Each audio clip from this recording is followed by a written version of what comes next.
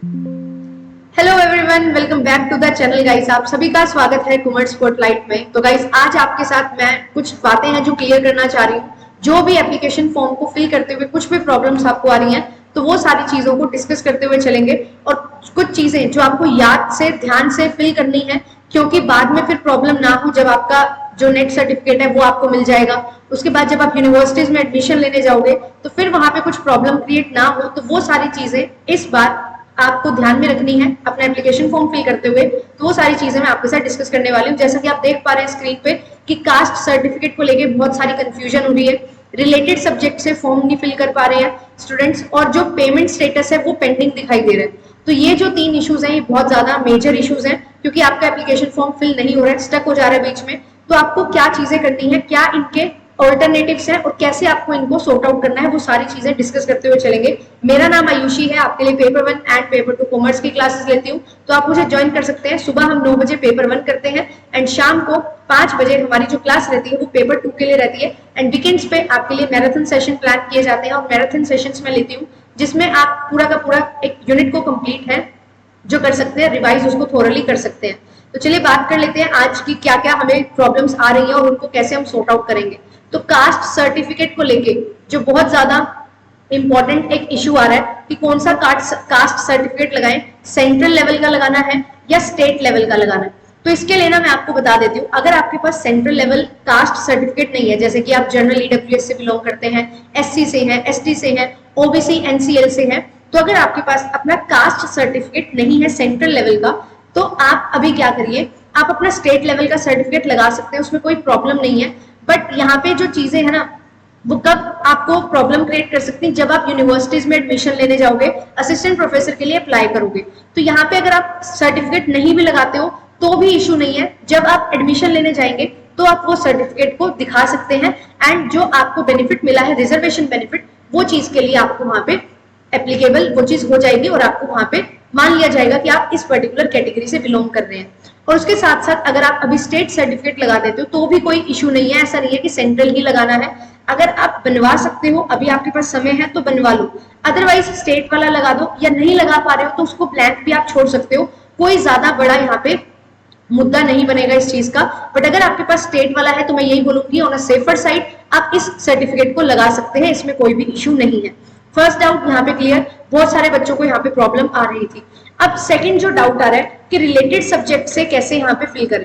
तो पहले क्या होता था, ऑप्शन आ जाता था अदर ऑप्शंस। ठीक है, जब आप पीजी के अपने सब्जेक्ट फिल कर रहे होते थे कि आपने मास्टर्स किसमें की है, तो एक अदर ऑप्शन आता था जब आपके पास जो गिवन सब्जेक्ट्स हैं उन लिस्ट में नाम नहीं होता था। इस बार ये अदर ऑप्शंस नहीं दिखाई दे रहा था, बट अब ये भी अपडेट हो चुका है। ठीक है, अगर आप कोई भी ऐसे सब्जेक्ट से हैं जिसमें आपने पीजी तो नहीं किया है बट आप नेट का एग्जामिनेशन देना चाहते हैं, क्योंकि नेट एग्जामिनेशन डिफरेंट 83 सब्जेक्ट्स में करवाया जाता है। तो अगर आप फॉर एग्जांपल इन्वायरमेंटल साइंस के स्टूडेंट हैं, तो ऐसा हो रहा था कि अब इन्वायरमेंटल साइंस वाले स्टूडेंट्स भर ही नहीं पा रहे थे। ऐसा नहीं है, आप लोग जाइए, फिल करेंगे आप फॉर्म, तो अदर्स का आपको ऑप्शन दिखाई देगा, उसको आप सिलेक्ट कर सकते हैं। अब इसके साथ साथ एक और चीज बताती हूँ, यहाँ पे साफ साफ लिखा गया नोटिफिकेशन में फर्स्ट पेज पे ही कि अगर आप जो भी सब्जेक्ट से आप देना चाहते हो नेट का पेपर, आपने उसमें पीजी नहीं किया है तो आप नहीं फिल कर सकते, सिर्फ रिलेटेड सब्जेक्ट में फिल कर सकते हो। तो अब रिलेटेड सब्जेक्ट्स में अगर आपका पीजी का सब्जेक्ट जो है वो नहीं है तो आपको अदर्स फिल कर देना है। अब फॉर एग्जांपल जैसे आप कॉमर्स से हैं और आप देना चाहते हैं मैनेजमेंट में, तो मैनेजमेंट वाला सब्जेक्ट वहां पे होता है। ठीक है, आप उसको फिल करके अपना फॉर्म फिल कर सकते हो, उसमें कोई प्रॉब्लम नहीं है।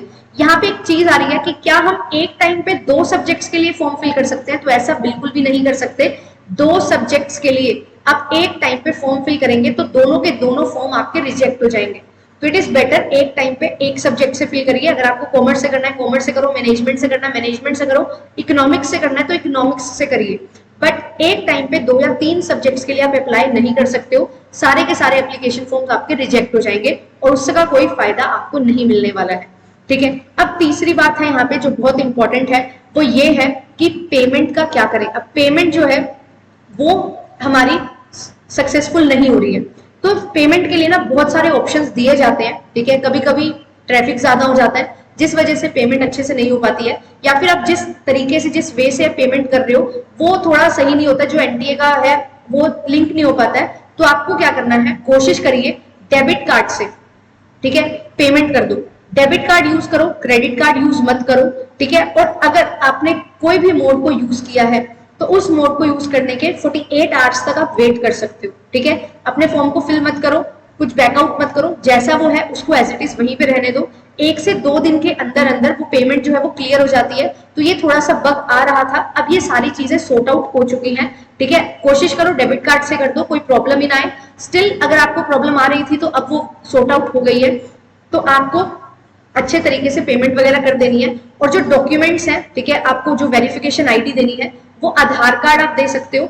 आधार कार्ड के साथ साथ आप और भी जो भी मेंशन्ड आईडीज हैं वो आप दे सकते हो। पैन कार्ड आप दे सकते हो, अकाउंट नंबर आप दे सकते हो, ठीक है। अकाउंट नंबर पे जो आपका नेम है, वो जो अकाउंट होल्डर कार्ड होता है वो आप दे सकते हो। तो ये सारी भी आपकी आइडेंटिफिकेशन कार्ड है। वोटर आईडी भी आप दे सकते हो, कोई भी इशू वहां पे नहीं है, ठीक है। बट ये रहता है कि हम आधार कार्ड को बहुत ज्यादा इजिली एक्सेप्टेबल होता है, क्योंकि ये एक यूनिक आइडेंटिटी है, तो आधार कार्ड इजीली एक्सेप्टेबल हो जाता है, इसलिए लोग आधार कार्ड यूज करते हैं। बट अगर आपका आधार कार्ड अपडेटेड नहीं है तो उसको अपडेट करवा लीजिए। और अगर टाइम लग रहा है अपडेट करवाने में तो कोई और आईडी आप दे सकते हो। जब आपका एग्जामिनेशन होगा ना, तब आप अपना आईडी कार्ड एज आधार कार्ड ले जाना, तो वहां पे आप दिखा सकते हो, ठीक है। वहां पे अपडेटेड आईडी कार्ड, आधार कार्ड आप दिखा सकते हो, तो वहां पे उसको एक्सेप्ट कर दिया जाएगा। ये चीज मेरे साथ भी हुई थी, ठीक है। तो मेरा तो करेक्शन टाइम पे आधार कार्ड अपडेट हो चुका था, तो मैंने अपडेट कर दिया था। बट अगर आपको कोई प्रॉब्लम हो रही है तो आप आधार कार्ड के अलावा कोई और आईडी यूज कर सकते हैं। एंड देन जब आपका पेपर होगा उस टाइम पे आप आधार कार्ड ओरिजिनल वाला अपना ले जाना, तो वहां पे वो आपको अलाउ कर देंगे। तो ये सारी चीजें, ये कुछ भी आपके डाउट्स थे, यहाँ पे प्रॉब्लम्स आ रही थी जो, वो आई होप कि मैंने यहाँ पे सारी सॉल्व कर दी है। स्टिल आपको कुछ भी पूछना है तो you can ask in comment section. और ये चीज मैं इसीलिए थोड़ा सा लेट बनाई मैंने वीडियो, सो दैट मैं ये चाह रही थी कि प्रॉब्लम सारी की सारी एक बार सोल्व हो जाए, सो दैट मैं आपको बता पाऊँ और आप अच्छे से अपना फॉर्म है जो फिल कर सके। तो ऑल द वेरी बेस्ट, अच्छे से पढ़ते रहिए। और अगर अभी तक JRF एप्लीकेशन डाउनलोड नहीं की है तो कर लीजिए, क्योंकि यहाँ पे आपको प्रीवियस ईयर क्वेश्चंस मिल जाते हैं 2019 से लेके, एंड डेली क्विजेस होती है, यूट्यूब क्लासेस की पीडीएफ मिल जाती है। अभी मैंने कल ही मैराथन ली है मैथ्स की, तो उसकी पीडीएफ आपको वहां पे मिल जाएगी। डीआई की मैराथन ली थी, उसकी पीडीएफ मिल जाएगी। पेपर 2 की सारी पीडीएफ्स आपको यहाँ पे मिल जाती है कॉमर्स एंड मैनेजमेंट के लिए। कुछ भी पूछना है आप इन 2 नंबर पे कॉल कर सकते हैं, आपको यहाँ पे सॉल्व कर दी जाएगी आपकी कोई भी प्रॉब्लम। बैचेस में एनरोलमेंट लेना चाहते हो तो आप बैचेस को ज्वाइन कर सकते हैं, ठीक है। वीडियो कोर्सेज, पीवाईक्यूज, हैंडबुक्स और टेस्ट सीरीज यहाँ पे आपको मिल जाती है। जून 2024 के लिए अगर आप प्रिपेयर कर रहे हो तो ये बैच जो है आपके लिए बहुत ज्यादा अमेजिंग हो सकता है। अभी आपके पास अच्छा समय है, 6 से 7 महीने का टाइम, तो उसमें आप बहुत अच्छे से प्रिपेयर कर सकते हैं और बहुत बारीकी से अच्छे से अपनी जो तैयारी है उसको कर सकते हैं, ठीक है। पेपर 1 कॉमर्स के साथ साथ आपको डिफरेंट और भी सब्जेक्ट्स हैं जो ऑफर किए जाते हैं, डिफरेंट 8 सब्जेक्ट्स हैं, तो आप इनके लिए भी जुड़ सकते हैं हमारे साथ JRF एप्लीकेशन पे।